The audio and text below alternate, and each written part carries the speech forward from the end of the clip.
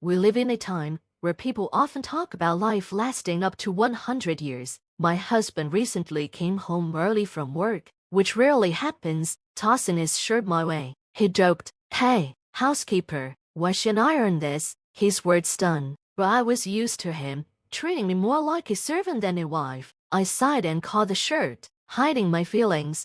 He sat at the dining table, smelling of alcohol, and started eating my dinner. It was my boss, he said. We had a company party, and he mentioned that if life is 100 years, then turning 50 means you're only halfway there. I nodded, realizing where he got this new mindset.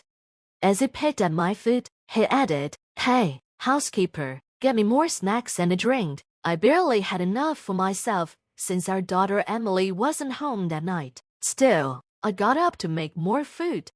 I'm Kayla, a 42-year-old office worker, and I've been married to this man for 17 years. These days, he doesn't even call me by my name. Instead, he refers to me as housekeeper, as if I'm not his wife. Looking back, it feels like he never wanted a loving partner, just someone to manage his home.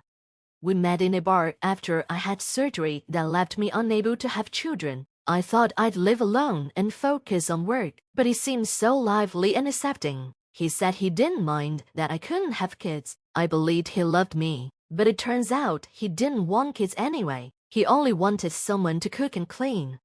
What I didn't know at first was that my husband had a daughter, Emily, who was 9 when I met her. He had gotten someone pregnant at 18, married briefly, and divorced soon after. Neither he nor his ex-wife wanted to care for Emily, so she was raised by his parents. Despite her tough childhood, Emily was sweet and kind.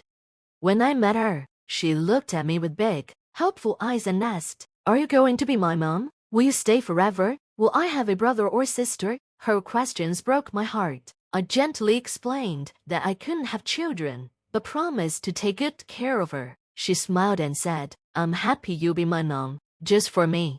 Emily and I quickly grew close. She was starved for love, and I had always dreamed of being a mother. My in-laws, who adored Emily, were cautious at first. They worried I might be like my husband's ex-wife and hurt Emily. But over time, they saw how much I loved her. It wasn't long before Emily and I truly felt like mother and daughter. At first, my in-laws were worried about me, but over time, they realized how much I cared for Emily. Slowly, we built a trusting relationship.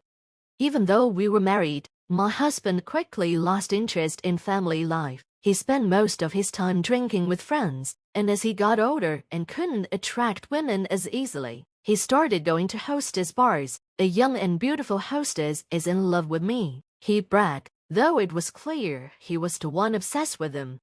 My feelings for him faded. I was disgusted by his behavior and stopped loving him, but I stayed married for Emily's sake. Life with her was sweet and happy, and that made it easier to endure my husband's drunken nights and verbal abuse. He never attended Emily's school events, so people probably assumed we were a single mother and daughter.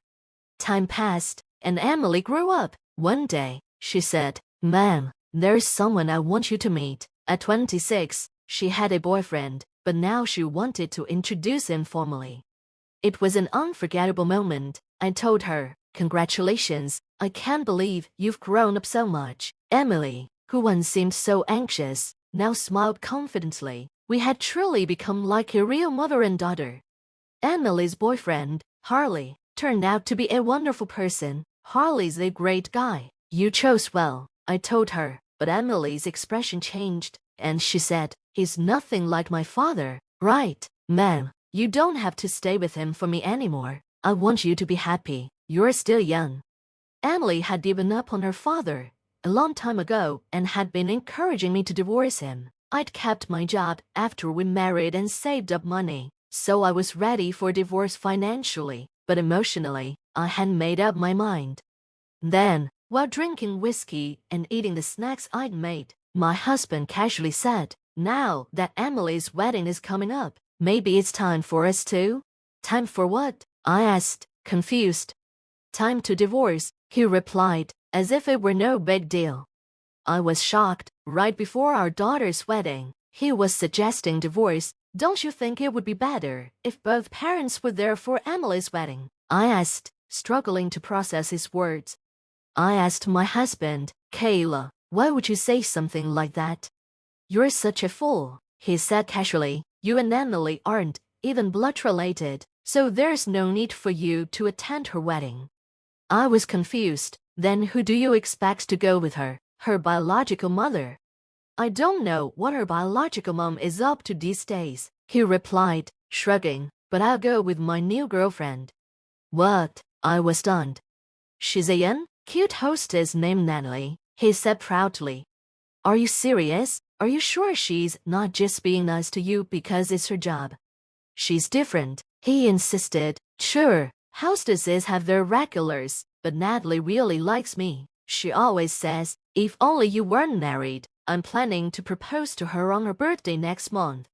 He smiled smugly and added, life is long. I've still got more than half of it left. Plenty of time to enjoy. Emily would be happier with a young, pretty mom like Natalie instead of someone plain like you. And I'd rather have a beautiful woman by my side. You're not needed anymore. It's time for a divorce. You've done your job as a housekeeper well enough, even though you're not related to Emily. I couldn't believe what I was hearing. My husband's stupidity and arrogance were beyond anything I had imagined. You're being ridiculous, I said, barely hiding my anger. Don't be foolish enough to believe a hostess' flattery. A wedding is about family, not showing off a beautiful woman. The person who raised the bride should be there, not some random girlfriend. It doesn't matter, he said dismissively. You were just a stand-in housekeeper anyway. Don't bother asking for alimony or anything else. I don't have any money. I had completely lost my patience. I know you've been treating me like a housekeeper all these years. I'm done. Let's get a divorce. It's time to cut ties with you and move on. Fine, he said nonchalantly. I'm not a monster. You can stay here until Natalie moves in, but only if you keep doing the housework. And just like that, our divorce was decided. The next day, I went to City Hall to get the divorce papers. That evening, while we were filling them out, Emily came home from work. When we told her about the divorce, she looked surprised and unsure how to react. What about my wedding? She asked. It would be awkward if both of you were there, but it's okay if Mom attends. Right, Emily said casually, not realizing how her words might affect her father. My husband, assuming his attendance was guaranteed, said, Don't worry, Emily, I'll bring my young and cute wife with me. Emily looked shocked. A wife other than Mom? Dad, have you been cheating? I didn't notice because I thought no woman would be interested in you. My husband, oblivious to how ridiculous he sounded, replied, It's not cheating. Natalie is my real partner. Your mom was always just a housekeeper. I never married her because I loved her. Emily glared at him. That's horrible. Aren't you embarrassed to call Mom a housekeeper? She's the one who raised me and cared for me when you didn't. Stop calling her a mom. She and I are divorced now. She's a stranger to you. My husband snapped angrily. Emily frowned, taken aback for a moment. Then her face flushed red with frustration as she yelled, Wait, Dad, don't you know? Or don't you remember? Remember what? He said, looking puzzled. Mom legally adopted me when you two got married. Emily shouted. I was so happy about Edie remember it clearly. She's not a stranger to me. My husband looked completely lost. Adoption? What's that supposed to mean?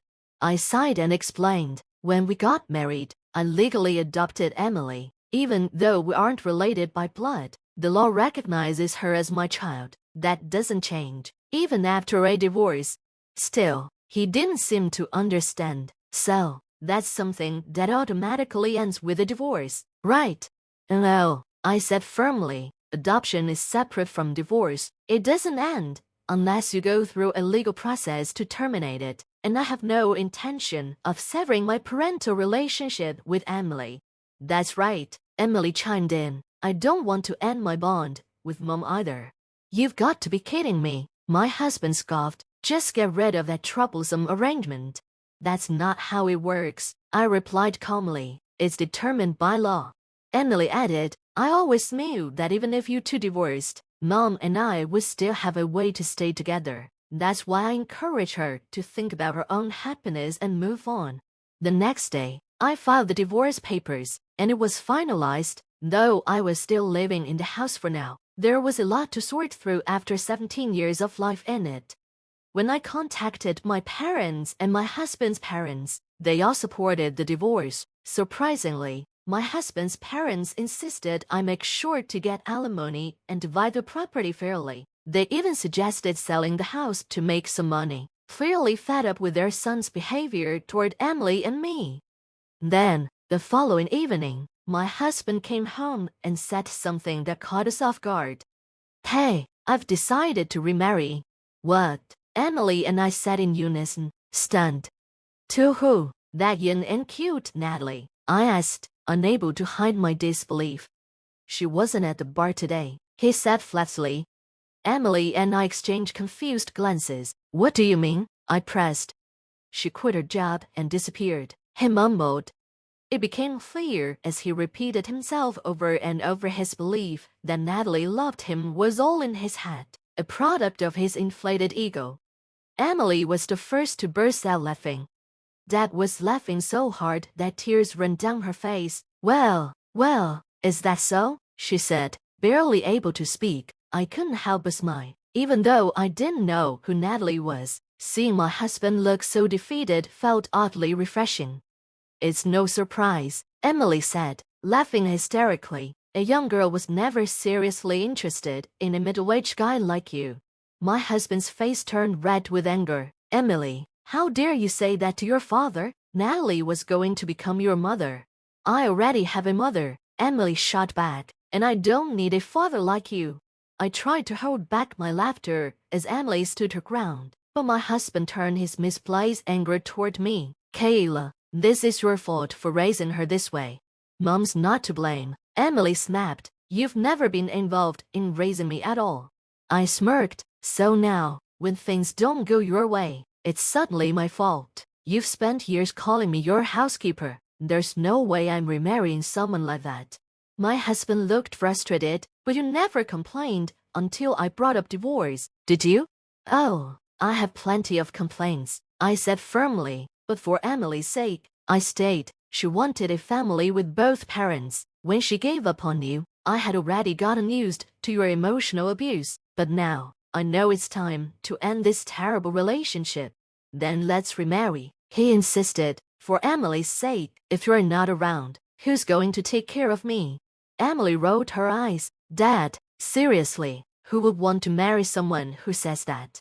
Ignoring her, he kept trying to convince me. "Emily's starting her own life. There's no point in us staying apart if she's not around. Don't you worry about being alone in your old age. If we remarry, you'll at least get some of my wealth."